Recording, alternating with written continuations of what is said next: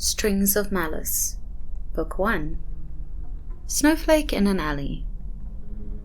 An old Mother Nonsense story. Chapter 15. Green Glass. Brichdal, 7th Slarit. They dined on berries and moss from the grove pools while they travelled west. Wisp tea replenished what the meagre offerings could not, but Irinka found little rest.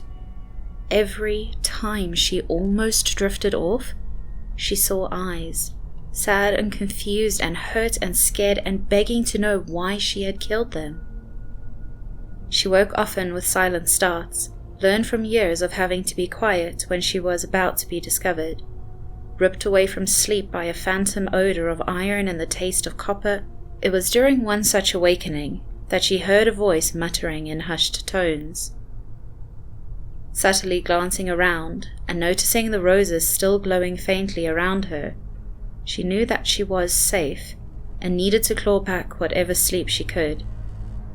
She silently cursed Trissy for her incessant muttering, turned over, covered her ears with her hands, and willed the eyes not to return. As it turned out, it had not been the crazy one that the mouse had heard. Quite the opposite. Nimue woke up early to find Lunreth sitting before the entrance to their little thicket, entranced by the roses that bloomed around the edges, where Trissy had wanted to make it pretty the evening before.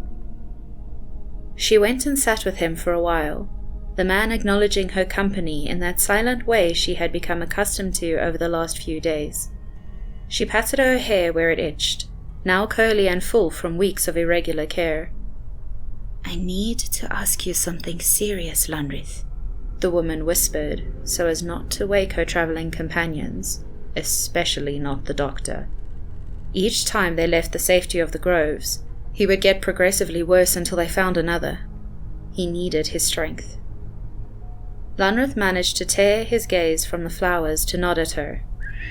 She whistled softly, and Outfleek sleepily trudged over to settle itself between them, its head in her lap, and its tail over Lunreth's to connect the two. "Tell me how you came by a weapon of green glass," Nimue said in a hushed tone. "I assume you know they are sacred to Jinran warriors? Forged only for one person's use, and another like it is never made unless in a pair?" Lunreth nodded, and he petted the hound gently as he answered. "Did you murder their owner?"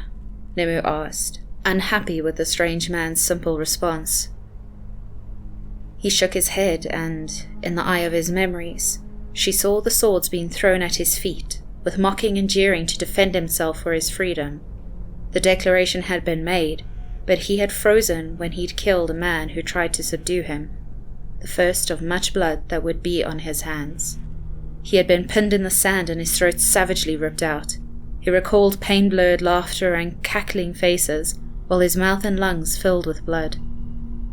The woman flinched at the horrific scene, and Lunreth reached over to pet her knee, in silent apology for what had been done to him.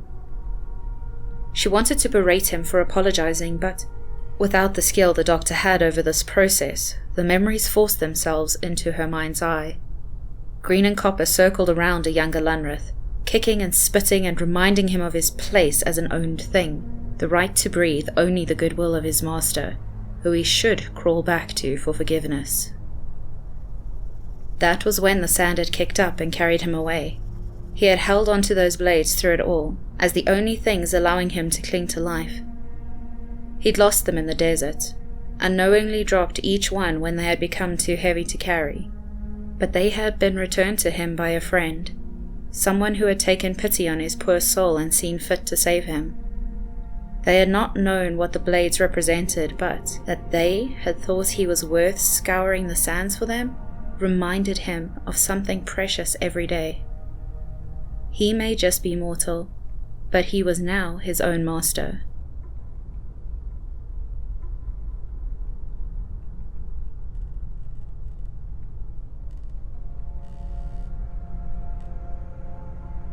When the memory faded, Nimue was crying, and the woman shook with barely contained rage. "Your former master is a member of Zenmascanar," she hissed, her fists clenching on her legs so tightly they would certainly leave new bruises. Lunreth nodded, deliberately not averting his gaze from hers, though the sheer anger in the woman's words made him lean away from her. "I want his name." Her voice was no louder than a murmur, but her tone was thick with venom. Lunreth shook his head and reached down to pet the shaking hound between them. Nimue's rage was building so intensely that the poor thing could sense it. "I don't care if we're not in Jinra anymore," Nimue snapped menacingly, her anger mounting. "Someone who took an oath to serve and protect all its citizens is a parading hypocrite, perverting the power given to them in faith.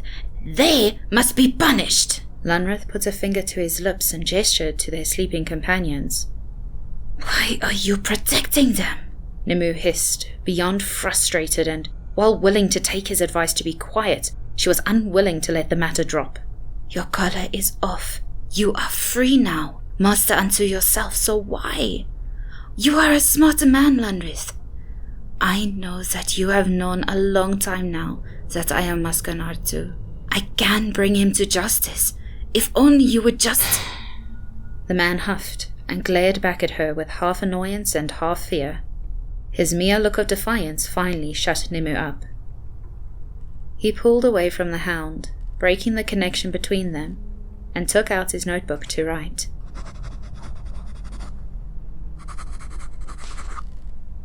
"Because you'll never believe me. No one else did." "I will see it done," she insisted sternly, shifting to her knees and determined still, even when the man skeptically looked at her and rubbed at his throat before sighing.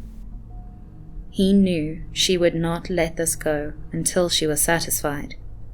It wasn't as though she'd actually be able to do anything or change anything about it.